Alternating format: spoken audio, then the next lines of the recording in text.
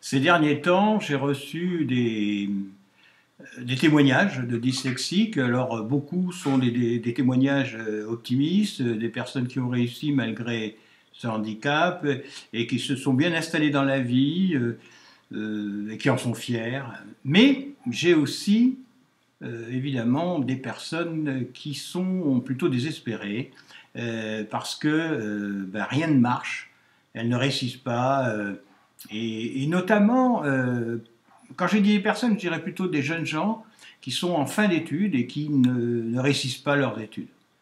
Et qui tentent mille voies et ne réussissent pas. Et échouent à chaque fois. Et elles sont très désespérées.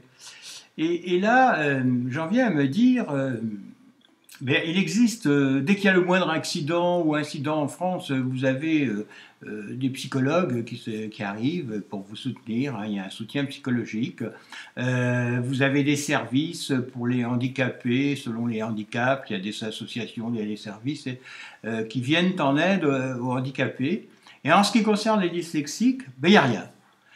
C'est-à-dire que, bon, à part l'entourage familial, les connaissances et des gens comme moi, nous sommes plusieurs hein, à essayer d'aider les dyslexiques, mais avec peu de moyens évidemment, et il n'y a pas de soutien de personnes qui peuvent, justement de soutien psychologique, hein, qui pourraient leur venir en aide, les soutenir. Alors on va soutenir les enfants à l'école, mais plus tard, dès qu'ils en sont sortis, débrouillez-vous dans la nature.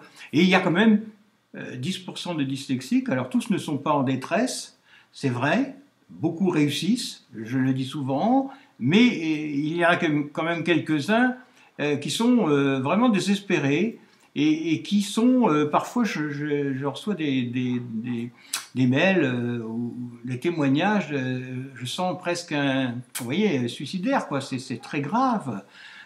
Et donc, si, alors, peut-être que ça existe, je me trompe, mais si vraiment ça existe, moi je les ignore, et si parfois vous connaissez des associations ou des... Enfin, il y a des associations sur la dyslexie, ça il y en a, hein, mais je veux dire, des personnes, des spécialistes qui peuvent prendre en charge. On prend bien les enfants caractériels ou je ne sais quoi, enfin avec des grosses difficultés psychologiques.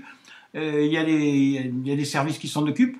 Mais là, les dyslexiques, débrouillez-vous, on verra bien ce qui se passera avec vous. Vous ne nous intéressez pas. Alors ça commence déjà à l'école pratiquement et c'est encore dans la vie en général.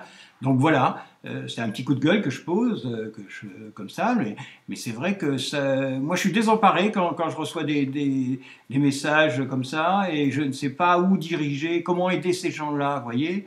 Bien sûr, je les prends au téléphone et j'essaie de les valoriser, de leur donner confiance, enfin, c'est pas possible quoi, en si peu de temps.